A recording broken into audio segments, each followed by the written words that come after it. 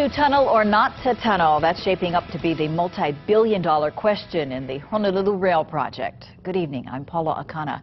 It's already the biggest public works project in the city's history. Now an expensive underground route is emerging as the linchpin in a federal court battle. KITV4's Andrew Pereira leads off tonight with our top story at 5. Andrew. PAULA, Judge A. Wallace Tashima must determine if the city and the FTA went far enough in examining that alternative route. The judge's marching order to the City and Federal Transit Administration was clear. Find out if a Beretania Street tunnel option for rail is prudent and feasible. Supporters of the tunnel say the city and feds did a shoddy job answering the question. It was one alternative they didn't study, and they didn't study objectively. People who are trying to defend their position, will take the position that the city took. The city's position is that the cost of the tunnel is extraordinary and the current route to the Ala Moana shopping center is much cheaper. However, Judge A. Wallace Tashima questioned if that's like comparing apples and oranges, since the Beretania Street tunnel route goes all the way to UH once the rail line goes back above ground. You got to look at the total cost.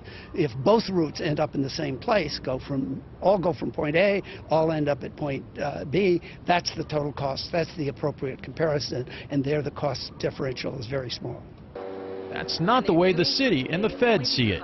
It will cost $1 billion more to construct the Beretania Street tunnel, which is a substantial and extraordinary cost. And I think they know that it would be impossible to construct the project if we were to do that alternative. Rail opponents also argue the current route negatively impacts viewplanes in Chinatown, which is listed on the National Register of Historic Places. But the city maintains the Beretania Street tunnel route also has adverse impacts on 3 historic properties and more than 40 with the potential to be deemed historic. In particular, the city points to the OR&L building on the cusp of Chinatown, this sliver of land near McKinley High School before Pensacola Street, and this modest-looking structure known as the King Florist Building. Rail opponents counter it's Chinatown that needs protection.